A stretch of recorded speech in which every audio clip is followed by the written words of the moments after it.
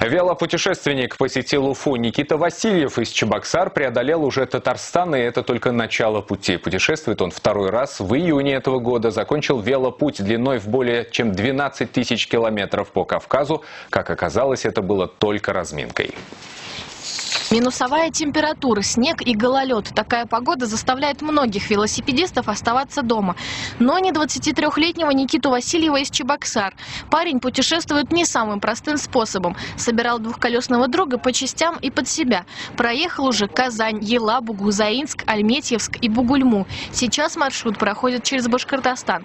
Сам велопутешественник называет свой заезд большим кочевьем на восток. Любой перевал, любая гора для меня это только новый вызов. Вдохновляет, наверное, познавание. Всегда познавать что-то новое. Новые республики, новые страны, города, новые люди. Поэтому это, наверное, мой самый главный стимул.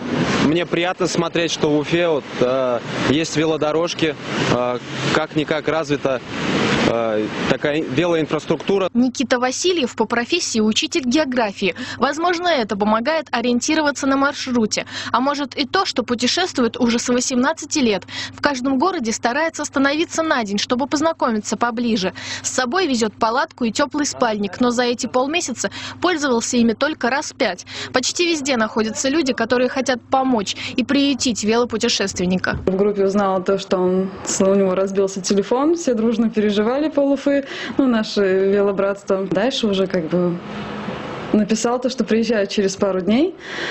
Вот, в итоге он приехал чуть-чуть раньше, мы его не ожидали. Мы его встретили, все, вдохновилась, вообще прям хотелось бы тоже так же взять, поехать. Сейчас Никита только на первом этапе своего путешествия. Впереди еще Казахстан, Таджикистан, где придется ночевать в степях и горах, в палатке одному, в суровых условиях. Закончить свой маршрут велопутешественник планирует ближе к следующей осени, на берегах Японского моря. Лилия Курбанова, Владислав Минязев, Башкирское спутниковое телевидение.